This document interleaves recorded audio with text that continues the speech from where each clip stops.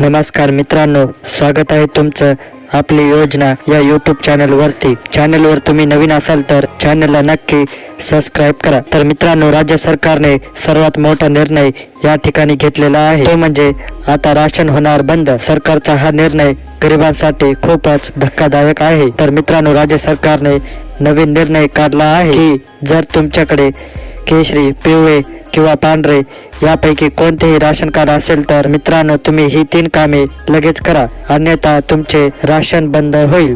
तर मित्रांनो, राज्य सरकारने आता सर्व रेशन कार्ड धारकांना ई-केवायसी करायला सांगितले आहे आणि ही ई-केवायसी करणे राज्य सरकारने बंधनकारक केलेलं आहे। त्यामुळे 80 कोटी गरीब जनतेला मोठा धक्का हा बसणार आहे। तर मित्रांनो, कोणते आहेत ते नवीन नियम आणि रेशन कार्ड धारकांना ई-केवायसी कशी करायची आणि कुठे करायची, कोणत्या लाभार्थ्याचं राशन होणार बंद, तर मित्रांनो राशन बंद होऊ नये यासाठी तुम्ही काय केलं पाहिजे, तर मित्रांनो या सर्व समस्याची माहिती मी या व्हिडिओमध्ये सांगणार आहे। तर मित्रांनो, व्हिडिओ हा नक्की शेवटपर्यंत बघा। तर मित्रांनो, राज्यामध्ये अंत्योदय योजना असेल, प्राधान्य योजना असेल, राज्य सरकारच्या माध्यमातून जे काही केशरी राशन कार्ड धारक आत्महत्याग्रस्त जिल्ह्यातील शेतकरी असतील यांना या ठिकाणी अन्नधान्य दिले जाते। या रेशन कार्डवर अन्नधान्याची वाटपही केली जाते। तर मित्रांनो, केंद्र सरकारच्या माध्यमातून गरीब कल्याण योजना देखील राबविण्यात येत आहे। या मार्फत राज्यातील गरीब आणि गरजू लोकांना मोफत अन्नधान्य हे दिले जाते। तर मित्रांनो, ही जी काही सर्व राशन दुकानावर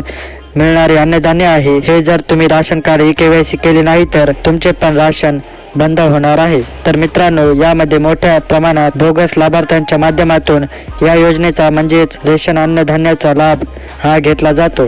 बरेचसे रेशन कार्ड धारक हे चुकीचे कागदपत्र देऊन राशन कार्ड बनवून घेतात आणि अशा सर्व बोगस लाभार्थ्यांचा शोध घेण्यासाठी आणि भ्रष्टाचार रोखण्यासाठी ई-केवायसी प्रमाणेच आता रेशन कार्डचे सुद्धा ई-केवायसी करण्याची सुरुवात करण्यात आलेली आहे। लाभार्थ्याच्या माध्यमातून या योजनेचा म्हणजेच रेशन अन्नधान्याचा लाभ हा घेतला जातो। तर मित्रांनो, 2023 पासून ही मोहीम आता राबविण्यात येत आहे। तर मित्रांनो, बऱ्याच साऱ्या लाभार्थ्यांच्या माध्यमातून ई-केवायसी आता करण्यात आलेली आहे, परंतु अद्यापही 80 ते 90% लाभार्थी आज सुद्धा ई-केवायसी करण्यापासून वंचित आहेत। तर मित्रांनो, याच कारणामुळे बऱ्याच लोकांना रेशन हे मिळणार नाही आणि त्यांचे हे राशन बंद होणार आहे। तर मित्रांनो, जे काही आत्महत्याग्रस्त जिल्ह्यातील जे शेतकरी म्हणजेच जे केशरी राशन कार्ड धारक लाभार्थी आहेत, तर मित्रांनो यांना अन्नधान्याऐवजी रोख रक्कम देखील देण्यात येत होती, पण बरेच असे लाभार्थी आहेत ज्यांना रोख रक्कम मिळत नाही आणि अन्नधान्य देखील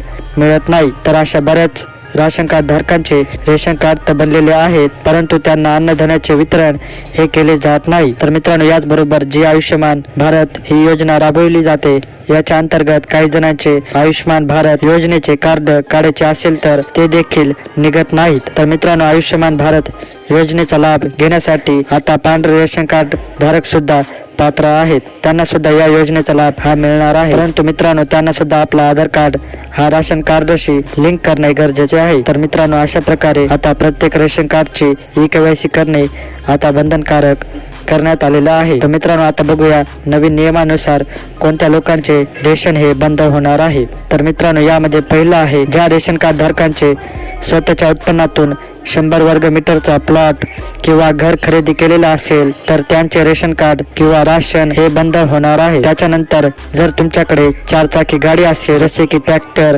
कार किंवा ट्रक आहे, तर मित्रांनो त्यांना सुद्धा आता राशन घेता येणार नाही। त्यानंतर तिसरा आहे, ज्या रेशन कार्ड धारकाकडे बंदुकीचे लायसन्स असेल त्यांना ही राशन आता मिळणार नाही। तर मित्रांनो, तसेच गावात राहून वर्षाला 2 लाख रुपये आणि शहरात राहून वर्षाला 3 लाख रुपये याहून अधिक पगार असेल तर अशा लोकांना सुद्धा त्यांचे रेशन कार्ड आता तहसील कार्यालयामध्ये सरेंडर करावं लागणार आहे। तर मित्रांनो, या 4 गोष्टीपैकी एका जरी गोष्टीत रेशन कार्ड धारक दोषी आढळल्यास रेशन कार्ड धारकांचे राशन तर रद्द होणारच आणि त्याच्यावर कारवाई सुद्धा करण्यात येणार आहे। असे कडक निर्णय आता राज्य शासनाच्या माध्यमातून घेण्यात आलेले आहेत। तर मित्रांनो, आता बघूया रेशन कार्डची ई-केवायसी कुठे करायची। तर मित्रांनो, त्यासाठी तुम्हाला त्या ठिकाणी तुमचे जे आधार कार्ड आहे ते आधार कार्ड घेऊन रेशन दुकानाकडे गेल्याच्या नंतर त्यानंतर नवीन 4G ई-पास मशीनमध्ये तुमचा आधार नंबर टाकून बोटांचे ठसे किंवा डोळे स्कॅन करून ही ई-केवायसी आता करता येणार आहे। तर मित्रांनो, जर तुमचे आधार कार्ड 10 वर्षापूर्वीचा असेल आणि ते 10 वर्ष झाले असतील आणि त्या 10 वर्षामध्ये कुठेही एकदाही आधार कार्ड अपडेट केलेलं नसेल तर अशा वेळेस त्या लाभार्थ्याला या ठिकाणी आधार कार्ड हे अगोदर अपडेट करावं लागणार आहे आणि त्यानंतर त्या ठिकाणी रेशन कार्ड KYC ही करता येणार आहे. तर मित्रांनो, अशी माहिती या ठिकाणी सांगण्यात आलेली आहे. पहिले तुमचं 10 वर्षापूर्वीचं आधार कार्ड असेल किंवा 10 वर्षापासून आधार कार्ड अपडेट केलेलं नसेल तर सर्वात पहिले तुमचं आधार कार्ड अपडेट करा आणि त्यानंतर तुमचं रेशन कार्ड KYC पूर्ण करा. तर मित्रांनो, KYC करणे खूप गरजेचे आहे.